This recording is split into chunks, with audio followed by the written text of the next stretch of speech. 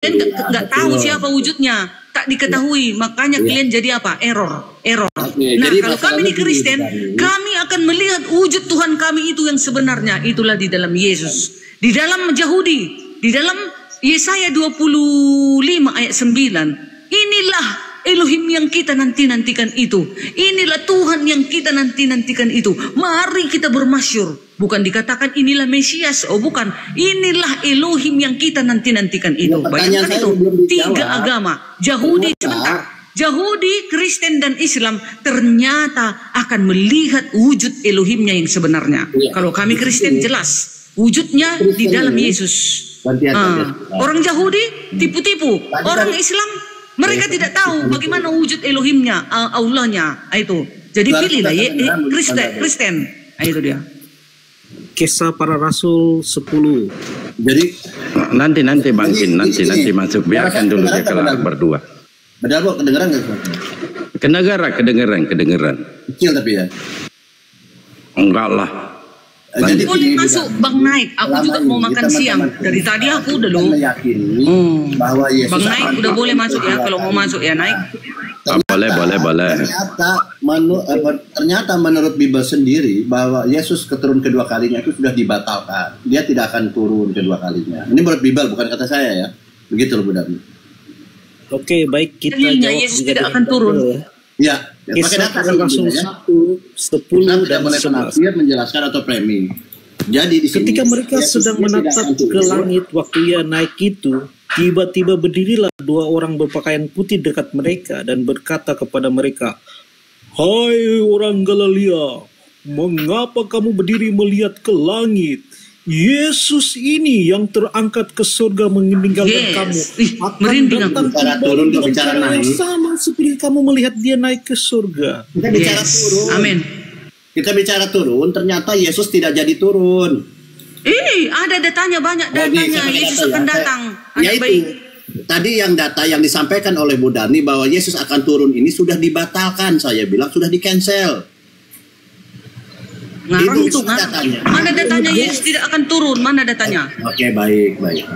Nah, tentu kita harus pakai data ya.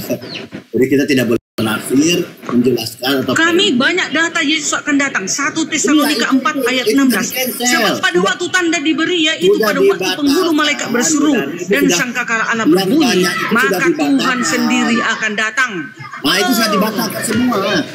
Mana dibatalkan? Mana ayatnya? Yesus dibatalkan akan datang. Mana? Ini coba katanya ya. Oleh Paulus sudah dibatalkan itu.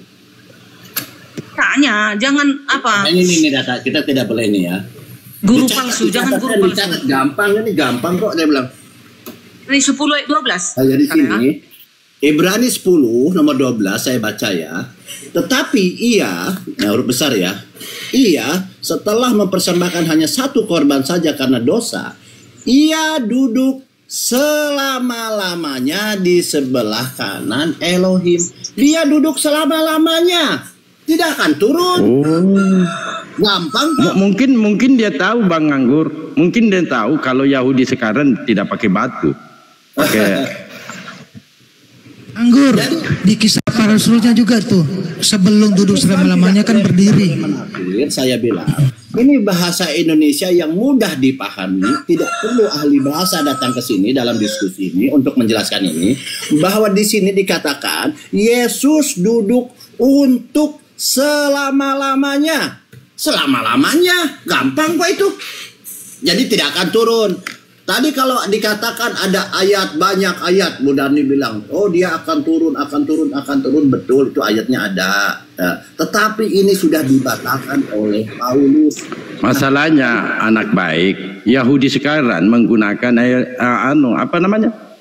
air dom. Jadi jelas ya, di sini sudah dibatalkan oleh Paulus bahwa dia duduk selama-lamanya. Selama berdiri pun tidak, dia duduk aja. Biar kuartikan. Nah itu, biar kuartikan, biar kusangkal dulu guru-guru palsu. Masalahnya dia duduk untuk selamanya di sebelah kanan Elohim, maksudnya di situ. Tindakan ini menunjukkan bahwa pekerjaan Yesus telah selesai dan dia sekarang berkuasa dan memerintah di sisi Elohim. Itu maksudnya. Bukan duduk nggak kemana-mana lagi. Nah, itu guru-guru palsu itu. Oke, Bu Darni nggak apa-apa. Begini, kenapa dia duduk selama-lamanya di sebelah kanan Bapak Elohim? Karena Elohimnya sakit, maka dia tidak akan turun. Guru palsu, ada pula Elohim sakit. Itu ini maka dikatakan Yesus waspadalah terhadap guru-guru palsu katanya. Ini dia ini. Ya? Kita pakai data ya.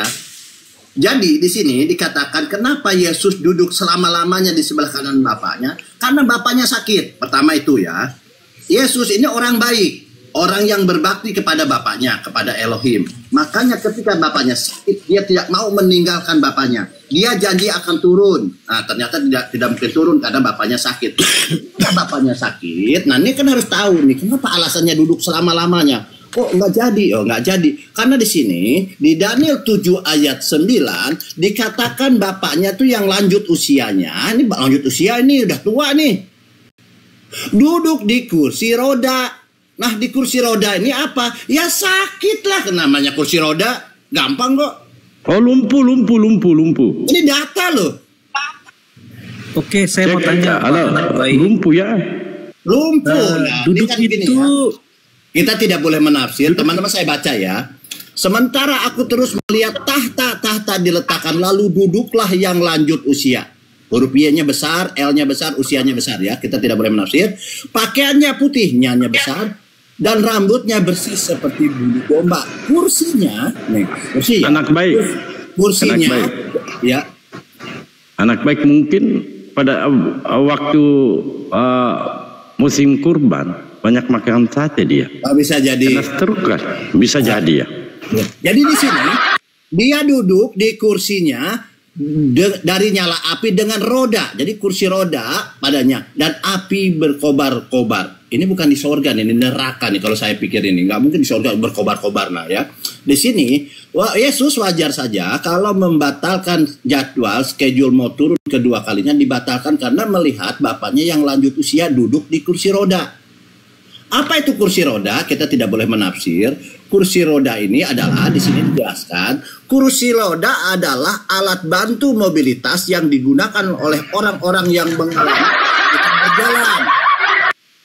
Baik karena kok sama beritanya itu Bang Anggur? Kok sama pada saat kita berdua ini mau kemana dulu itu ya? Mau ke Vatikan. Kita nggak jadi berangkat karena bapak kita ini sakit. Iya. Kan wah, anak baik, anak berbakti. Oh, ini kursi roda adalah buat orang digunakan untuk yang mengalami kesulitan berjalan, baik karena cacat fisik, cerdas sakit, atau karena alasan lain. Jadi begitu. Karena kenapa Yesus dikatakan tidak akan turun lagi? Karena tadi sakit. Memang janjinya sih memang mau turun. Ternyata bapaknya sakit. Ini data lo valid lo ya, bukan kata saya lo. Jadi jangan harap lagi kalau Yesus turun kedua kalinya. Gitu aja menurut saya. Silakan. Bang, anak baik, izin. Jadi sebelum lumpuh ini kan berdiri dulu tuh di Kisah Para Rasul 755. Gimana itu Bang? Silakan. Iya, itu ceritanya terlalu banyak lompat-lompat kita fokus. Ya, memang ya silakan tanggapi Pak. Silakan tanggapi. Daniel, Yesusnya sehat. Tapi ternyata karena dimakan usia, di sini dikatakan lanjut usianya. Ada kata usia ya, karena dimakan usia, ya, makanya dia duduk di kursi roda. Nah, kursi roda ada gambarnya ya. ada. Ngeri. Yang bukan Islam yang bikin, ini Kristen yang bikin.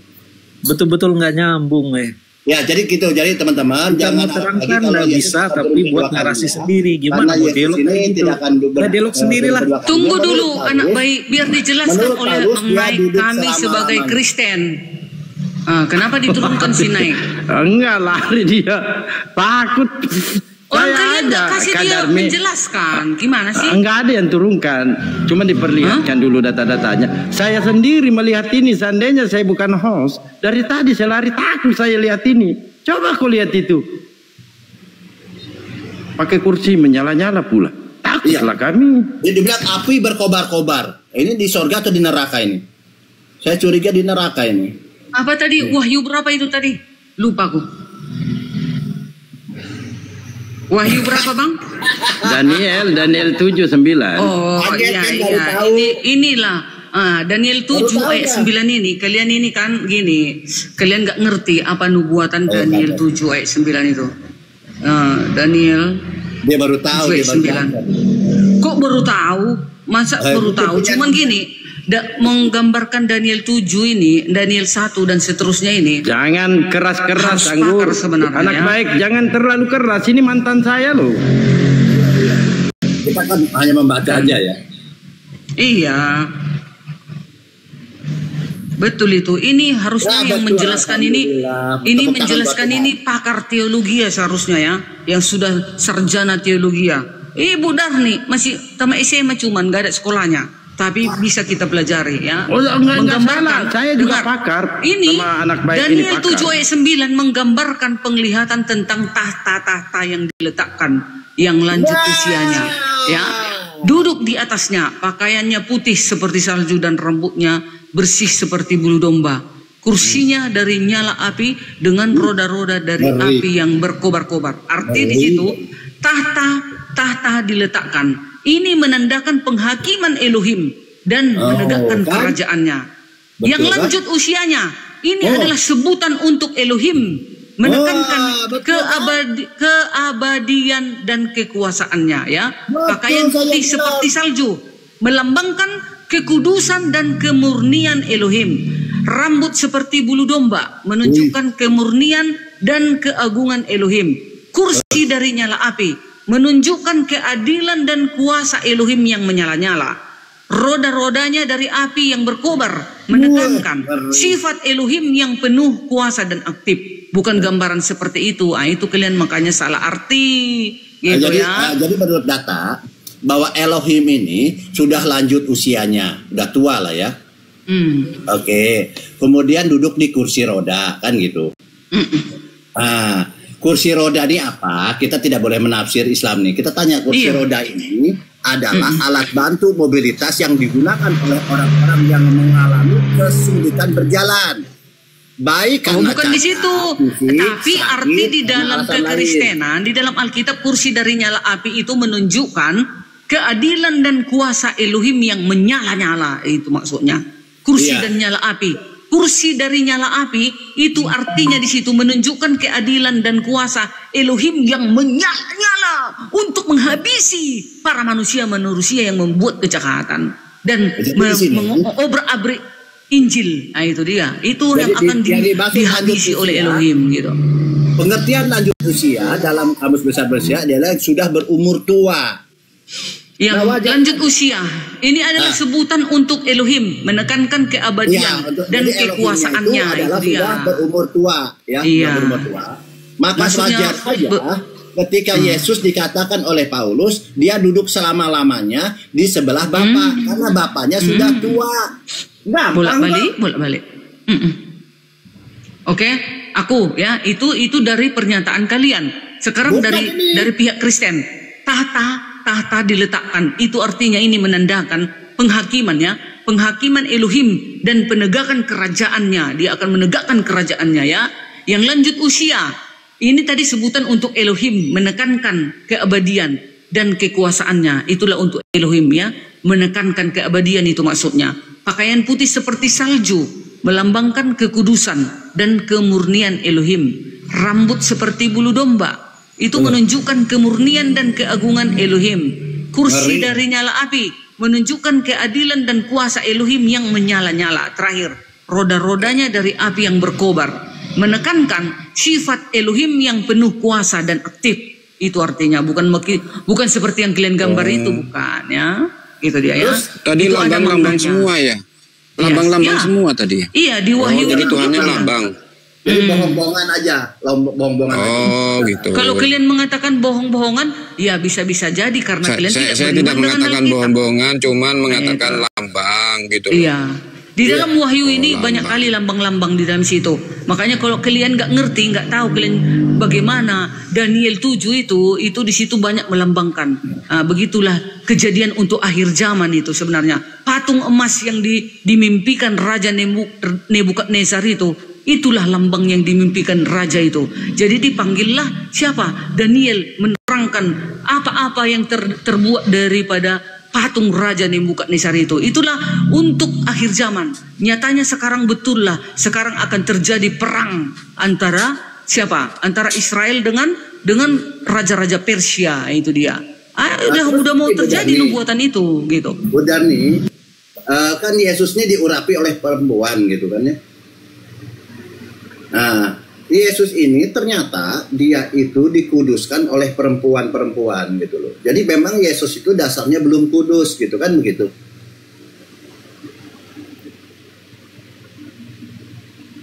Benar nih? Iya, jangan nanti lanjut. Lanjut aja dulu. Ternyata selama Yesus di dunia ini belum kudus. Makanya dia katakan dia bukan Tuhan memang. Karena kalau Tuhan itu pasti kudus.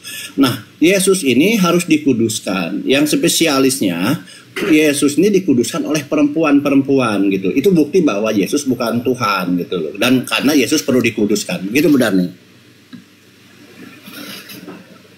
Selama Yesus di dunia ini belum kudus itu kata guru-guru palsu ya. Sementara di dalam Matius dan di dalam hadis Quran juga Isa Al-Masih itu dari Ruhulullah, dari Kalimatullah. Ada ayatnya, ini dia, ya, baca. Nih ya, dalam mana bukunya? Nah, mana? Al-Anbiya 91. Bukan. Pelan-pelan lah. Iya, menjadi ini dia. Dalam Quran surat Al-Imran, Quran surat An-Nisa, An-Nisa 4 ayat 171 diciptakan dengan kalimatnya, firmannya. Kalimat itu kan sabda, firman yang disampaikannya kepada Maryam dengan tiupan roh diciptakannya. Nah, itu ya, ruh. Jadi di dalam keislaman ternyata ada ruh Allah, Rohullah diciptakannya Kadarmi dan tunggu dulu, Rohullah dan Kalimatullah. Kalau kami di Kristen Roh Kudus, roh nafas. Ya, tapi kami diciptakan Kadarmi. Nah, kami kan diciptakan. Ternyata di dalam keislaman kita dulu juga. Nih, Bang Albo, sabar dulu, dia mau lari kemana-mana, jangan lari dulu. Enggak, kan kalian bilang tadi Yesus itu tidak suci. Sebentar dulu Bang anak bata, aku dulu anak baik. Tadi kan anak baik mengatakan Yesus itu tidak kudus. Kan kau bilang di Al-Quranmu aja Yesus ini adalah Kalimatullah, Rohulullah. Bayangkan itu. Sama di dalam Alkitab kami juga Yesus ini berasal dari firman Elohim, Kalimatullah, sabda Allah. Itu dia. Iya. Jadi kenapa kau bilang dia tidak suci? Datangnya aja dari Rohulullah, Kalimatullah.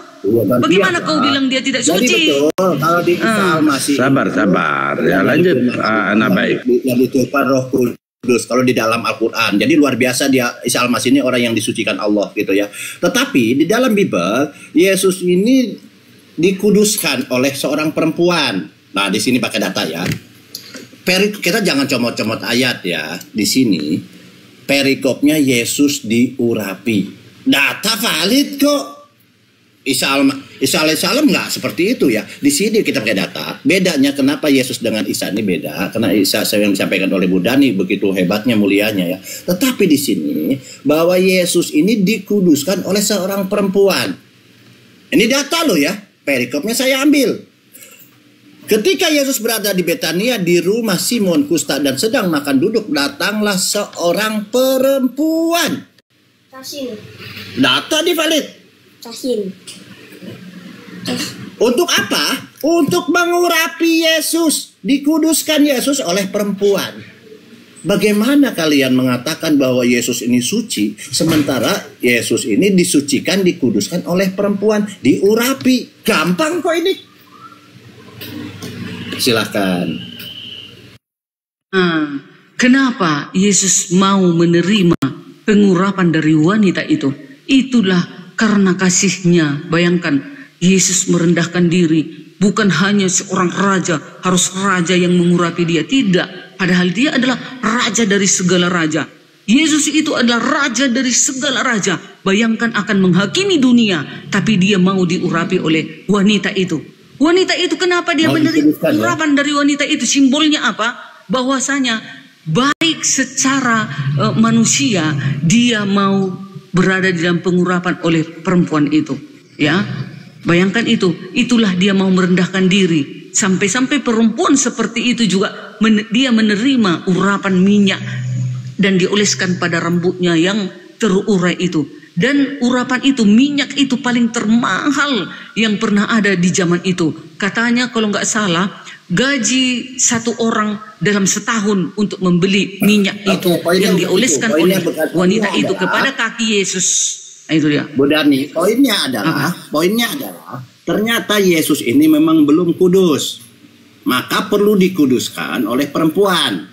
Nah, Anda bilang merendahkan diri. Nah, memang Yesus ini orang rendah. Karena dari sisi rendahnya bukan rendah fisik ya. Secara dosa, dia banyak dosa kelihatannya. Maka perlu dikuduskan oleh seorang perempuan. Maka Bu Dani bilang memang dia merendahkan diri. Memang dia rendah. Karena dia tidak kudus. Kenapa? Di sini perikopnya jelas Yesus ini diurapi. Nah, artinya dia memang orang rendah. Rendahan lah istilahnya. Karena dari dosa. Nah, kenapa? Kita tidak boleh menafsir bahwa apa yang dimaksud urapan. Di sini kan Yesus diurapin ini. Kita cek ya. Kita tidak boleh menafsir. Apa urapan? Yang menurut penjelasan, urapan ini apalah? Urap atau pengurapan adalah melambangkan karya Roh Kudus dalam menguduskan. Jelas bahwa Yesus ini orang rendah yang banyak dosa sehingga harus dikuduskan oleh perempuan. Luar biasa kan? Padahal dalam proses pengurapan tidak boleh perempuan yang mengurapi. Tetapi kenapa Yesus dikuduskan oleh perempuan? Ya kita tidak tahu. Karena mungkin perempuan lebih lembut gitu kan. Tangannya lebih smooth gitu kan. Sehingga naluri kemanusiaan sebagai Yesus bisa aja tertarik kepada perempuan gitu. Nah di sini bahwa Yesus katakan itu rendah, merendahkan diri. Memang rendah. Karena bagaimana seorang Yesus harus dikuduskan. Ini menguduskan ya. Urapan itu menguduskan ya. Jadi dikuduskan oleh seorang perempuan. Nah ini data apa yang disampaikan oleh Bu Dani benar bahwa Yesus ini sedang merendahkan diri karena dia tahu banyak dosanya sehingga di Markus 14:39 dikatakan Yesus dikuduskan oleh siapa? Oleh perempuan. Nah apa yang dikuduskan? Nah biasanya dalam tradisi Yahudi itu yang dikuduskan apa? Kepalanya diminyaki. Tetapi untuk Yesus ada spesialis. Yesus ini seluruh tubuhnya diminyakinya. Nah ini spesialis pengkudusan Yesus mungkin karena banyak dosanya atau memang tahu saya tidak tahu apa. Sehingga bukan kepalanya saja Yesus ini dikuduskan tetapi tubuhnya diminyakinya. Apakah karena perempuan? Bisa jadi karena perempuan mungkin lembut cara menguduskannya. Makanya kalau kita bisa baca di sini bahwa tubuh Yesus di sini, tubuh Yesus diurapi. Jadi di sini dari ujung kaki sampai ujung rambut ya termasuk tengah-tengahnya juga dikenakan dikuduskan oleh perempuan. Ini data ya, kita tidak usah menafsir bahwa disinilah spesialis bahwa Yesus ini dikuduskan oleh perempuan dari ujung kaki sampai ujung rambutnya. Oke, aku mungkin dosanya Yesus terlalu banyak gitu ya. Oke, aku ya. Baiklah. Tadi dibilang si anak baik, Yesus belum kudus katanya. Yesus rendah. Kalau Yesus belum kudus berarti dia berdosa. Yesus adalah rendahan kata si anak baik. Nyatanya para nabi semua itu karena berdosa, karena rendah, karena tidak kudus, mati dan busuk dimakan belatung. Yesus, adakah Yesus dimakan belatung? Tidak. Yesus dengan kuasanya bangkit. Sekarang berkuasa di surga. Hai anak baik, Yesus berkuasa di surga. Itu tandanya dia adalah suci. Kau jangan ngarang-ngarang kau. Tapi kalau nabi yang berdosa atau manusia yang berdosa mati dan busuk dimakan belatung di dalam tanah, tidak bangkit-bangkit. Sampai hari ini seluruh manusia yang ada di dalam tanah menunggu kedatangan Tuhan Yesusku. Hanya dia yang bisa membangkitkan karena dia mengatakan aku akan membangkitkannya di akhir zaman. Yohanes 6 ayat 40. Jangan kau bilang Yesus itu tidak kudus. Kalau tidak kudus pasti mati membusuk di tanah dia. Seperti nabi yang lain yang berdosa, mati, membusuk, dimakan belatung di tanah, tidak bangkit-bangkit. Nah, itu baru tidak kudus. Tapi kau lihat, Yesusku sekarang berada di surga, berkuasa. Matius 28 ayat 18. Dan akan datang untuk menjemput kami umat-umatnya. Dia akan menyediakan tempat bagi kami di kerajaan surga. Adakah nabi-nabi bisa menyediakan tempat di kerajaan surga? Oh tidak, hanya Yesus.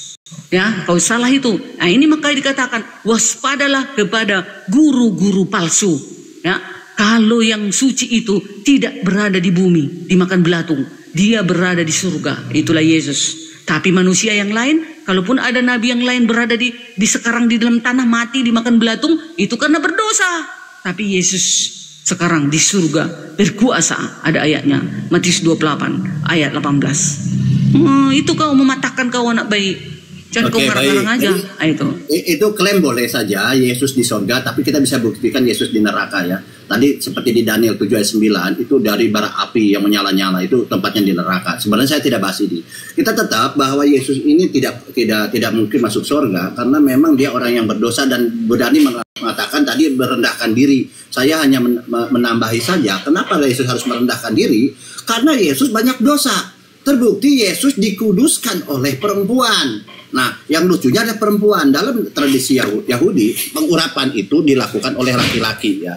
Jadi laki-laki. Nah, dalam tradisi Yahudi, pengurapan ini oleh laki-laki, oleh imam besar. Kapan apa yang diurapi? Yaitu di sini di Imamat 8:12. Kemudian di kepala Harun. Diurapinya lah dia. Untuk apa tujuannya diurapan?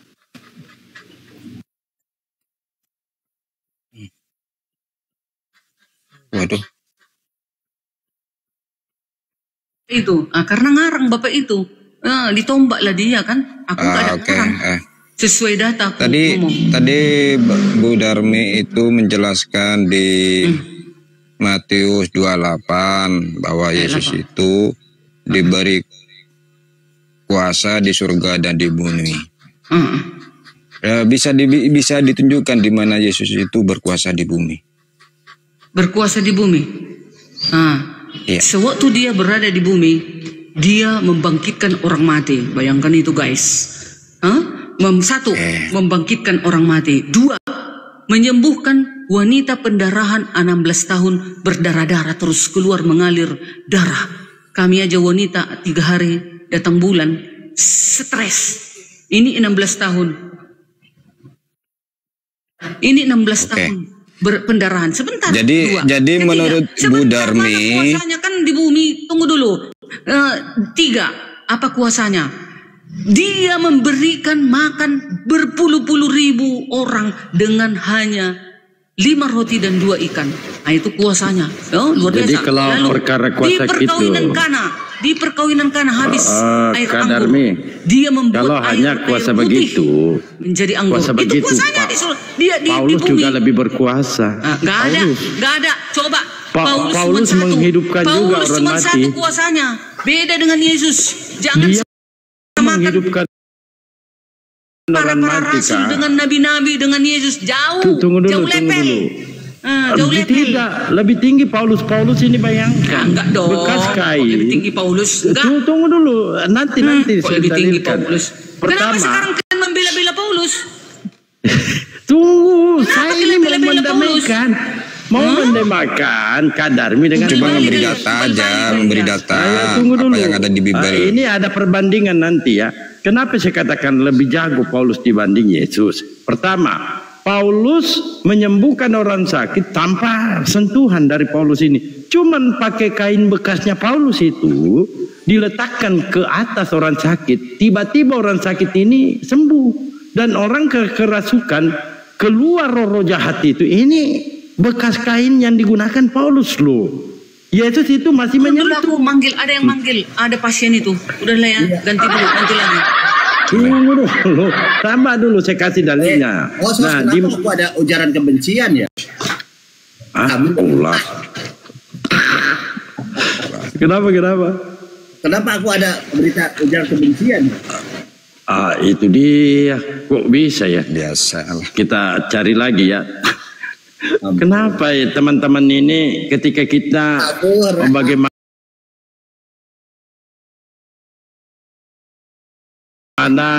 mereka berdamai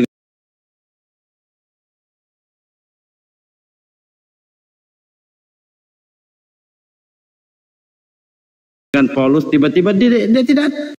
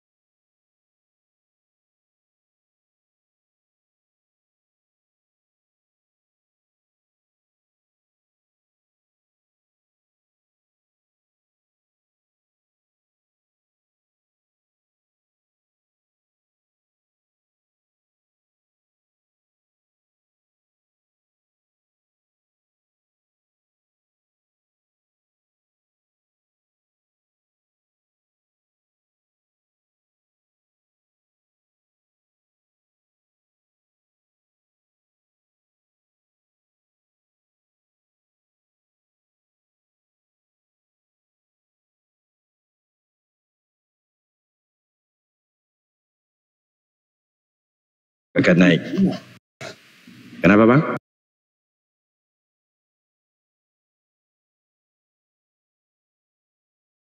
Enggak dengkul kawannya jadi tentara ini. Karena apa? Waktu kecil pernah disorok dia, dicampakkan ke paret dia.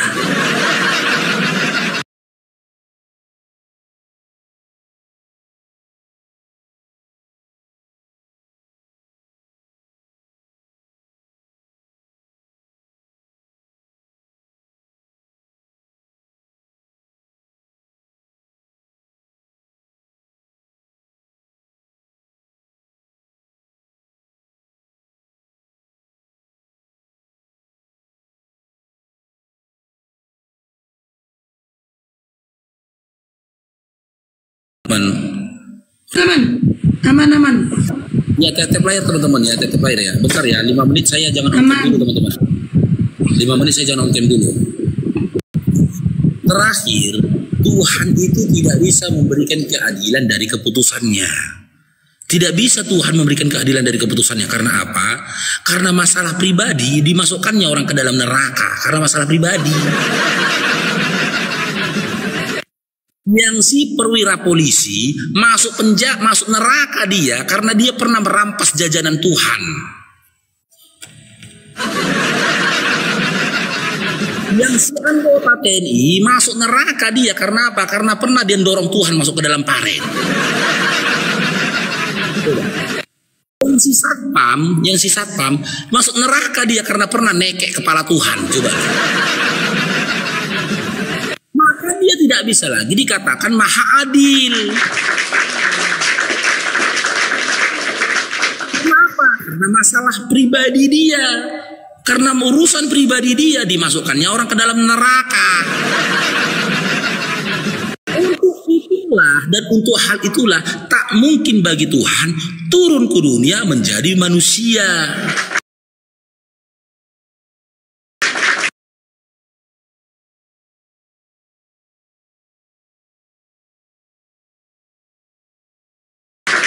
Pernah baik sama membunuh dan lain-lainnya, kalau pernah ditraktirnya Tuhan jajan waktu sekolah, masuk surga dia.